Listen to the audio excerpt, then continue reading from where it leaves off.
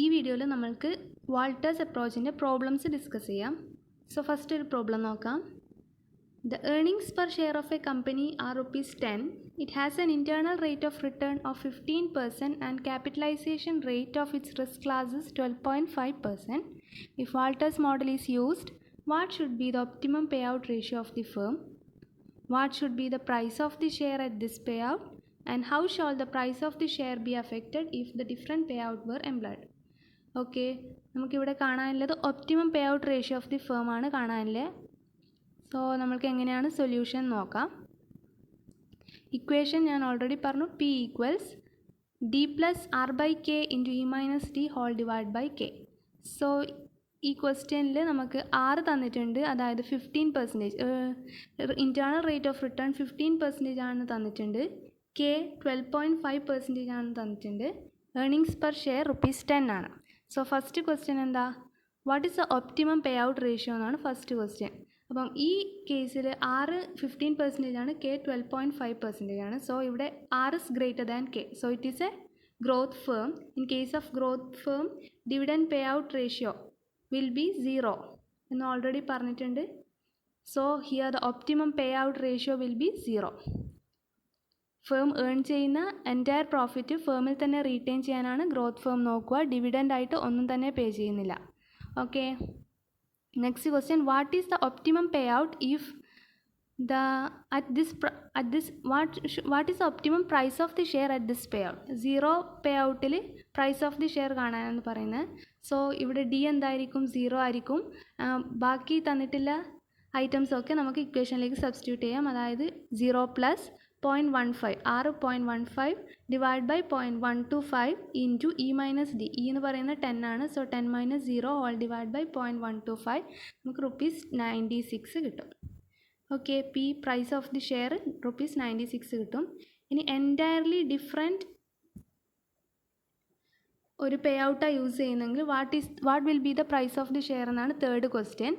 Suppose ഇപ്പോൾ നമുക്ക് 20% pay out use ചെയ്യാം. അപ്പോൾ ഡി എത്രയായിരിക്കും? 20% ആണ് പേ ഔട്ട് റേഷ്യോ എങ്കിൽ dividend per share will be 2. അതായത് ഡിവിഡൻഡ് 20/10. 10 എന്ന് പറഞ്ഞാൽ ഈ ഏർണിങ്സ് പെർ ഷെയർ 10 ആണ്. സോ 20/10 2. ഓക്കെ, 2 പ്ലസ് 0.15 അതായത് ആർ 0.15 ആണ് ഡിവൈഡ് ബൈ 0.125 എന്ന് പറയുന്നത് K into E minus D. E എന്ന് പറയുന്നത് 10 ആണെന്ന് തന്നിട്ടുണ്ട്. ഇ മൈനസ് ഡി, ഡി എന്ന് പറയുന്നത് 2 ആണ്. Whole divide by 0.125 we will get ₹92.80.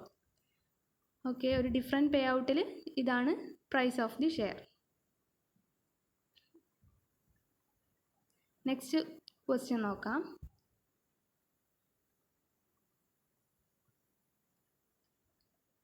Apex company earns ₹5 per share and is capitalized at 10% and has a return on investment of 12%.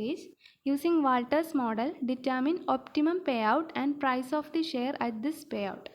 Okay, apex കമ്പനിയുടെ earnings per share ഇവിടെ തന്നിട്ടുള്ളത്. Earnings per share ഈ തന്നിട്ടുണ്ട് 5 ആണ്. Capitalisation rate അതായത് K തന്നിട്ടുണ്ട് 10% ആണ്. Return on investment അതായത് ഇൻറ്റേർണൽ റേറ്റ് ഓഫ് റിട്ടേൺ ആറും തന്നിട്ടുണ്ട് 12% ആണ്. സോ ഫസ്റ്റ് നമുക്ക് ഒപ്റ്റിമം പേ ഔട്ടാണ് കാണാൻ പറഞ്ഞിട്ടുള്ളത്. ഒപ്റ്റിമം പേ ഔട്ട് ഇവിടെ R is greater than K. So it will be a growth firm. Growth firm ആയിരിക്കും. ഗ്രോത്ത് ഫേമിൻ്റെ കേസിൽ dividend pay out ratio will be 0. So അതായത് ഫേം ഏൺ ചെയ്യുന്ന പ്രോഫിറ്റ് ഒന്നും ഡിവിഡൻഡായിട്ട് ഡിസ്ട്രിബ്യൂട്ട് ചെയ്യുന്നില്ല. എൻറ്റയർ പ്രോഫിറ്റ് ഫേമിൽ തന്നെ റീറ്റെയിൻ ചെയ്യാനാണ് നോക്കുക. So dividend pay out will be 0%.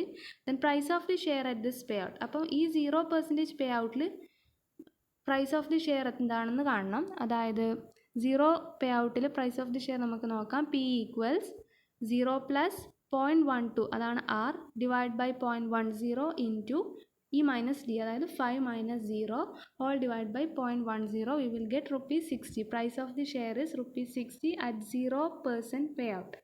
Okay, next നമുക്കൊരു ചോദ്യം കൂടി നോക്കാം. The following information relates to XYZ Limited. So here paid up equity capital of XYZ is 20 lakh. Earnings of the company is 2 lakh. Dividend paid is 1,60,000. Price earning ratio is 12.5%.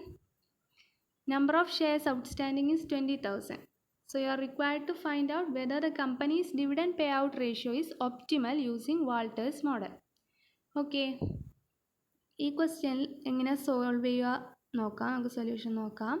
So equation P equals D plus R by K into E minus D whole divide by K ആണ്.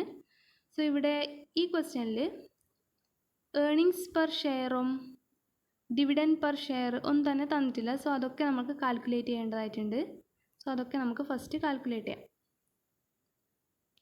ഈ earnings per share first calculate ചെയ്യാം. Earnings per share calculate ചെയ്യാൻ equation total earnings by number of shares ആണ്. So total earnings 2 lakh ആണ്. Divide by 20,000 is ₹10. Earnings per share കിട്ടി ₹10 ആണ്. അടുത്ത dividend per share നോക്കാം. Amount of dividend paid by number of shares. Amount of dividend paid already question തന്നിട്ടുണ്ട്, that is 1,60,000 divided by number of shares question തന്നിട്ടുണ്ട്, that is 20,000. then we will get ₹8 as dividend per share. in internal rate of return 6 കാണാം. അത് total earnings by total equity into 100 ആണ് equation. total earnings question തന്നിട്ടുണ്ട് 2 lakh ആണ്. divided by total equity അതും question തന്നിട്ടുണ്ട് 20 lakh ആണ് into 100. 2 lakh by 20 lakh into 100 is 10%. അതാണ് ഫേമിൻ്റെ internal rate of return. So കെയും തന്നിട്ടില്ല, കെ നോക്കാം.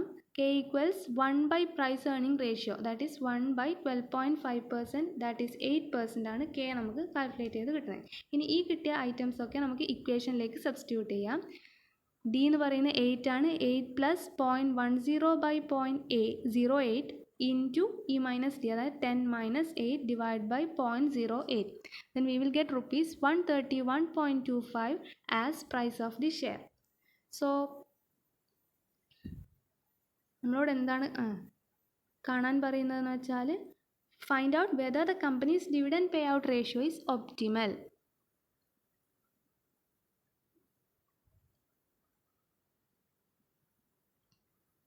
Okay, at present dividend pay out ratio എത്രയാണ്? 80% ആണ്. അതായത് 1,60,000 by 2 lakh into 100, 80% ആണ് dividend pay out ratio. So ഇതൊരു ഗ്രോത്ത് ഫേം ആണ്. ഇവിടെ R is greater than K, so it is a growth firm. Growth ഫേമിൻ്റെ കേസിൽ pay out ratio should be 0, but here the pay out ratio is 80%, so it is not an optimal pay out ratio as per Walter's model. Okay, അപ്പോൾ suppose if the pay out ratio 0 ആണെങ്കിൽ, 0 ആയിരിക്കണ്ടേ pay out ratio growth ഫേമിൻ്റെ കേസിൽ? So ഇപ്പോൾ 0 ആണെങ്കിൽ നമുക്ക് price of the share, market price of the share എത്രയാണെന്ന് നോക്കാം. Market price of the share 0 ആണെങ്കിൽ നമുക്ക് കിട്ടുന്നത് 156.25 ആണ്. സോ മാർക്കറ്റ് 0 ഫേമിൽ 156.25 ആണ്. സോ നമുക്ക് കൺക്ലൂഡ് ചെയ്യാം, അതായത് 80% ഒരു ഒപ്റ്റിമൽ പേ ഔട്ട് റേഷ്യോ അല്ല. കാരണം 80% ഡിവിഡൻഡ് 8 പെർ ഷെയർ 8 ആകുമ്പോൾ നമുക്ക് ഷെയറിൻ്റെ പ്രൈസ് 131 ആണ് കിട്ടുന്നത്. ബട്ട് ഇഫ് 0 ആണെങ്കിൽ 0% ഡിവിഡൻഡ് പേ ഔട്ട് ആണെങ്കിൽ നമുക്ക് 156 maximum market price of share കിട്ടുന്നുണ്ട്. So we can conclude that 80% is not the optimal payout ratio as per Walters model. Okay, thank you. That's all about Walters model.